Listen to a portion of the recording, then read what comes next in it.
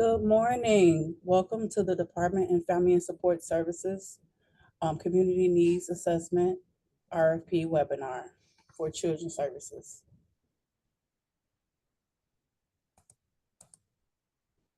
Just a few housekeeping rules. Due to the volume of participants, everyone has been placed on mute. Please submit questions via the questions box and we'll respond to questions at the midpoint and end of the presentation. Please use the question box to notify us of any technical issues. Please be advised that this webinar is being recorded. Anything stated at this webinar is not intended to change the solicitation document. Any changes will be in writing in the form of an addendum issued by the Department of Family and Support Services. The purpose of this webinar is to provide information for the solicitation. A copy of the recording will be posted on a DFSS YouTube channel with a link to the recording at www.chicago.org under the alerts and/or funding opportunity tabs. Please give it up to 5 business days to upload. DFSS retains the right to share a list of registrants to this webinar along with their contact and organizational information at our discretion. Joining us today is Angel Jones-Dotson and Sheree Johnson with Children's Services to discuss details regarding this RFP. And as far as the agenda, we will start with the purpose, the background, information about the scope and program description, the selection criteria, the timeline. We will discuss technical assistance for applicants in e-procurement, and then one last round for questions. And with that being said, I will turn it over to Children's Services to start with the purpose of the RFP. Good morning, prospective applicants. So the purpose of this RFP is actually, we just want to seek an entity to provide subject matter expertise as far as,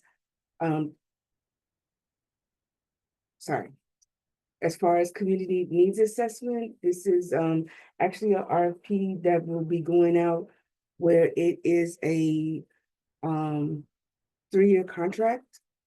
So every year you will do a community needs assessment, and the final project, which is actually in the 5th year, will be a quinquennial report. Next slide.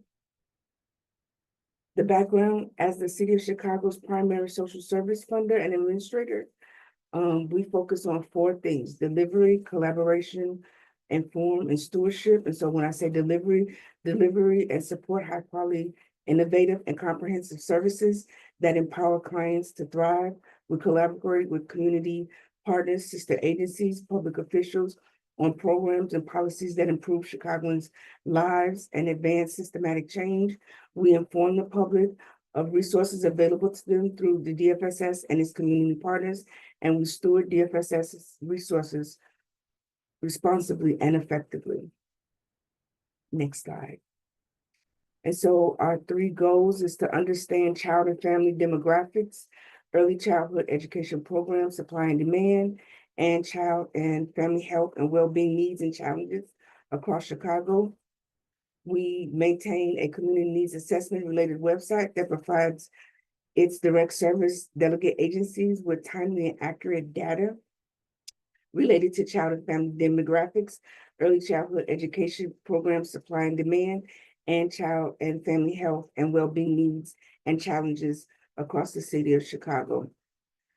We strive to stay abreast of community programmatic and policy trends that may affect supply and demand for our early learning programs, eligibility, such as eligibility, enrollment, health, mental health, social service needs of the children and their families.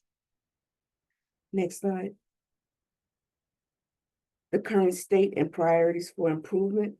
Under the request for this proposal, DFS is seeking a support service delegate agency that can help us achieve the following goals: better understand and document the needs of young children and their families in the city of Chicago, including child and family demographics, early childhood education program supply and demand, and child and family health and well-being, as well as better align current and future early learning programs and services to the needs of young children and families in the city of Chicago.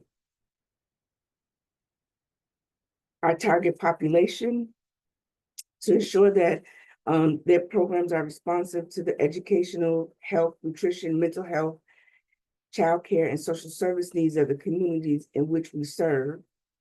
As I said before, community assessment is done every year, but a quinquennial is done the 5th year.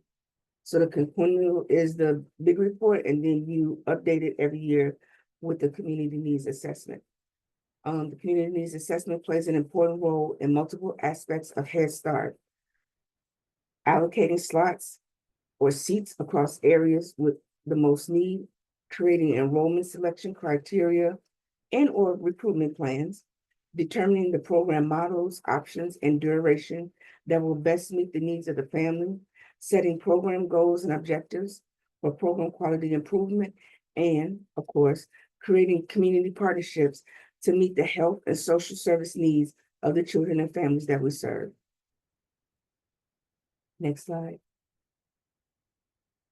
Program requirements. Successful respondents must demonstrate organizational expertise and data collection, analysis, and predictive analytics. Identify a credentialed subject matter expert and a program manager to oversee these activities. Demonstrate staffing capacity to provide analysts and written support. Demonstrate capacity to obtain, store, share, and then use the data. Successful respondents will also need to participate in these annual activities, which will be the community needs assessment data, which are actually 3 tables reports. They're labeled A, B, and C, annual community assessment tool update, annual training, and then obviously the quinquennial community needs assessment and report. Next. Performance. Comprehensiveness of the community needs data and analysis report and the quinquennial report and annually updated. User feedback on user friendliness of community assessment website, pre and post training satisfaction surveys. Your performance outputs, annual data indicator tables, fully completed community needs assessment tools, updated, number of trainings provided throughout the fiscal year, number of quinquennial community assessment sub-activities completed, and then number of reports and projects completed throughout the grant lifecycle. DFS will evaluate applications on the following criteria. And so this is a section for the community involvement. The respondent demonstrates a clear understanding of the target population, including their strengths and assets, needs, and challenges. The respondent demonstrates client and community engagement activities that inform service delivery. The respondent has expertise working with the target population and has relevant capacities or the infrastructure needed to serve this group. The respondent demonstrates they are working to become more in tune with the client that they serve. The next one pertains to the organizational capacity. The respondent has qualified staff responsible for program oversight and management.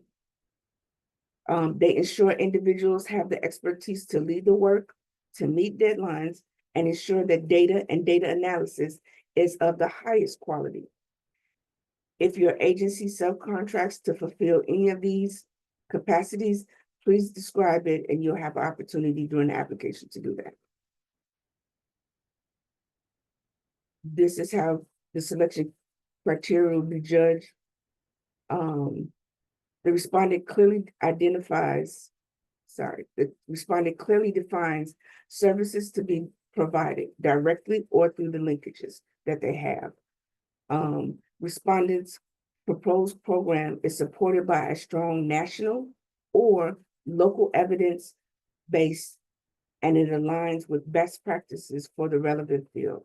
The respondent has an effective approach to identifying and retaining program participants.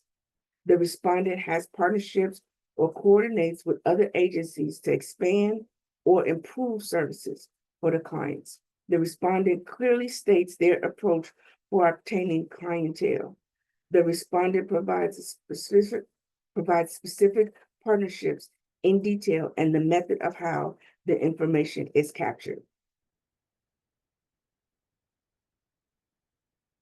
The respondent demonstrates evidence of strong past performance against desired outcome goals and performance metrics. The respondent has expertise using data to inform and improve its services or practice. The respondent has the relevant systems and processes needed to collect and store key participant and performance data. The respondent has the fiscal capacity to implement the proposed program. The respondent leverages other funds and in-kind contributions to support the total program and administrative costs. The respondent demonstrates responsible implementation, cost and funding requests relative to its work, financial and human resources. And all of that you'll be able to explain that in the scope of service. Next slide. So these are some of the things that you need to be mindful when doing your app. You have to attach these documents: your liability insurance, your board member identification, certification of good standing, bylaws, and your articles of inc. The resumes of the staff that you have working on the project, as well as any other credentials for your key staff members, your organizational chart.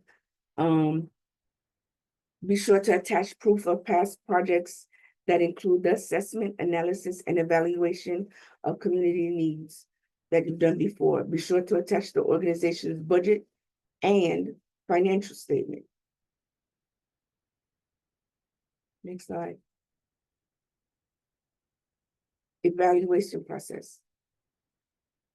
The respondent will be evaluated on the strengths of the proposal and the responsiveness to the selection criteria.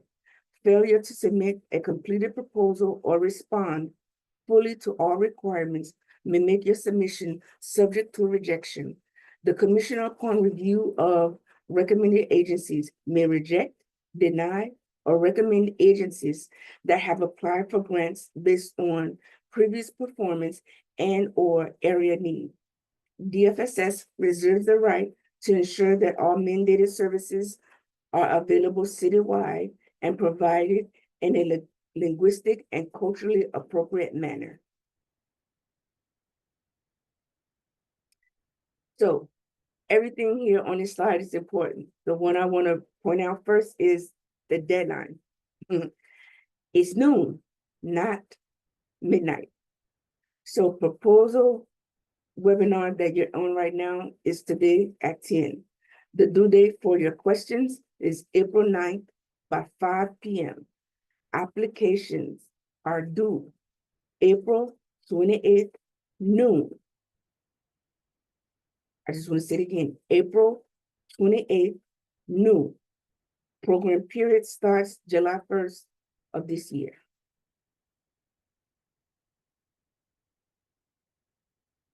These are your budget and cost proposals. Term of the contract, as I said before, is originally a 3-year contract, and we have the option to extend it 2 more years with each 1-year contract. This RFP dollar amount is $207,000.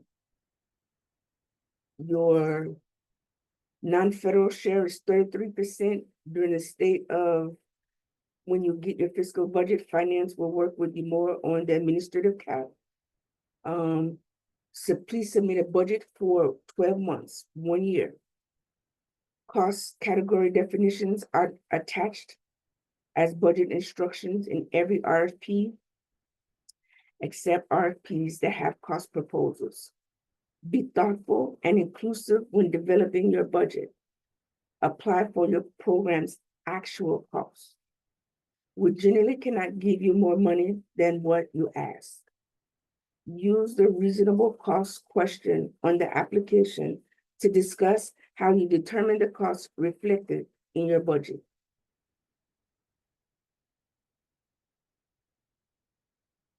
Common mistakes, fringes, yes, the calculations. Please check your fringes. Please think about realistically the supplies that you will need, because we find that a lot of times it's over budget or under budget.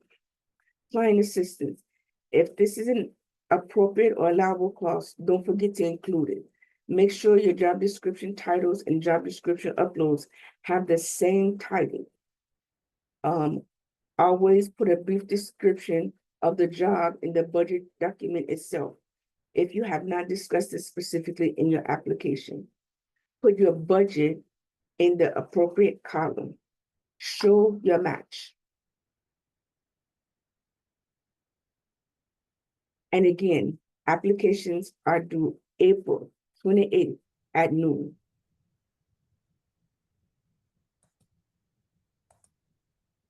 Thank you, Angel. At this time, we're gonna discuss application tips.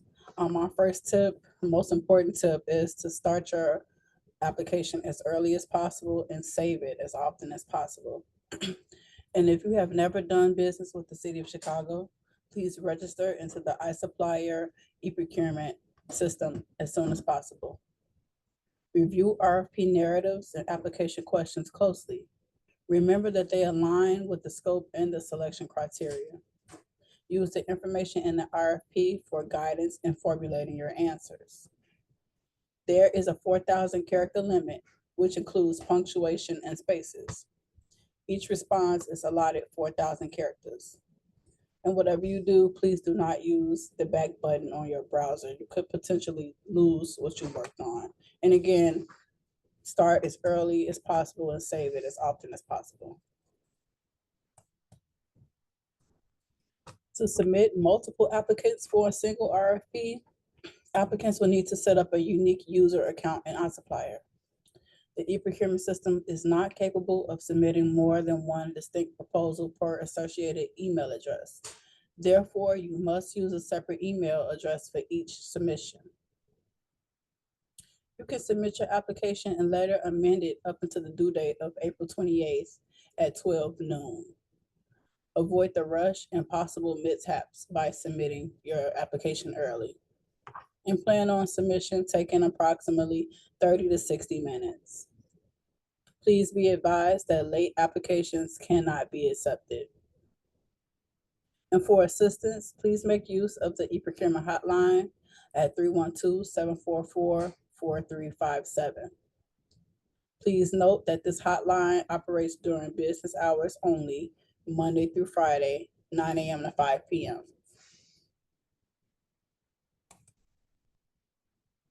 Just a few agency requirements. We require that agencies provide articles of incorporation and any amended articles of incorporation. We also require IRS affirmation letter. This is for not-for-profit agencies only. And the letter must be dated within 60 days of submission. And you can obtain this letter by calling the IRS directly at 1-877-829-5500. If you are a for-profit agency, please submit your original letter from the IRS showing your FEIN number. We require that agencies submit their UEI number as well as a central contractor registration. Provide a copy of the entity overview page on the sam.gov website. And lastly, a certificate of good standing letter with the state of Illinois is required. As of April of 2024, we have a labor peace agreement ordinance, which will apply to DFSS and CDPH delegates that have 20 or more employees working for their organization. The only exemption is hospitals. Contractor must provide written notice to the commissioner or her designee within 72 hours of becoming aware that employees want to organize or that a union seeks to represent employees. Contractor must enter into this LPA within 90 days of receiving notice from a labor organization that it represents or seeks to represent employees. Now, you may ask, what is an LPA? A labor peace a labor peace agreement ordinance is an agreement between an employer and a labor union that ensures that an organizing drive is not impacted by union busting techniques, including employee retaliation. And in return, they will not strike or stop work in a way that will impact human services. For technical assistance, on the DFSS webpage, there will be a link to the RFP of interest and training documents. Please see alerts section on our website. For questions or registration and e-procurement technical assistance for delegate agencies, you can reach out to customer support at cityofchicago.org, and they also can be reached at 312-744-4357. We also have training materials on the website, which includes documents and videos, and it can be reached at cityofchicago.org under online training materials. At this time, we're going to go into how to enter your responses and accepting amendments. Step 1, you select Create Quote from the drop-down menu in the Actions box, and then you click on Go. This will take you to the application page where you can get started. If the RFP you are interested in has been amended, you will need to acknowledge and accept the amendment to start or submit a response. To accept that amendment, click on View Amendment History, circled here. Step 2, to begin the acceptance and acknowledgement process, follow these steps after clicking View Amendment History. First, you click on the document number. Next, you click on the infinity or eyeglass icon to review the amended changes to the RFP. And thirdly, you click on the Acknowledge Amendments button to acknowledge receipt and understanding of these changes and then proceed. By acknowledging the amendment, you are indicating that you are aware of the changes made to the RFP in the amendment. When you get to this screen, please click on the I accept checkbox and then click on Acknowledge. Then you click on Yes to indicate that you confirm your acknowledgement of the amendment. Lastly, click on the checkbox that you accept the terms and conditions, and then click on Accept to accept the terms and conditions. And that is the final step in acknowledging and accepting the amendment. Now, once you accept the amendment, you can move forward with the steps to submit your application. So when you are ready to submit, and at the time that you're ready to submit, you should have all of your required documents attached, all of your responses uploaded, and you can begin to review your application before you submit. So you start by saving your draft one last time, and then you click Continue. If you are missing information, eProcurement will provide an error message at the top of the page, which I think is extremely helpful. So it will be at the top of the page. And in this example, it says error, the RFQ control requires you to quote on all lines. So they're basically stating that something is missing. There's a response missing. Usually the error message directs to something left undone in the application. In this example, the error is about an unanswered question in the application or the requirements section. The quote value refers to your, in this case, missing answer.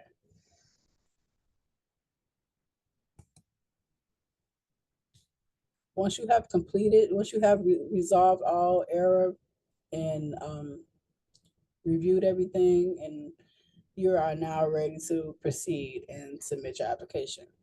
And at this point, clicking continue should put your application into the review and submit phase.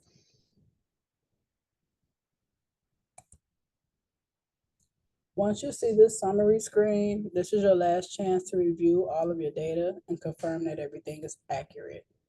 Check your attachments and scroll to the bottom of the screen to see all of your responses.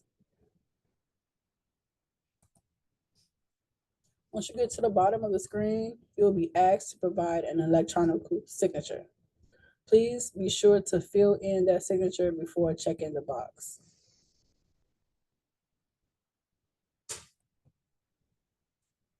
And once you check the box, you can then click submit.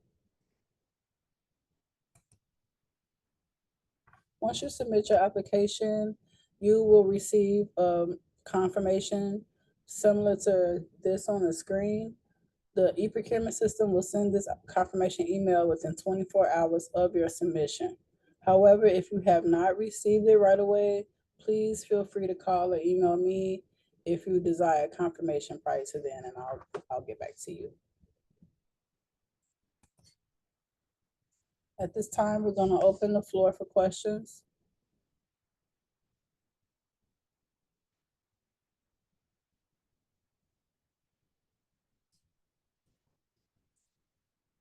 And if we don't have any questions at this time, because I see that we don't have questions right now, but you still have an opportunity to submit your questions.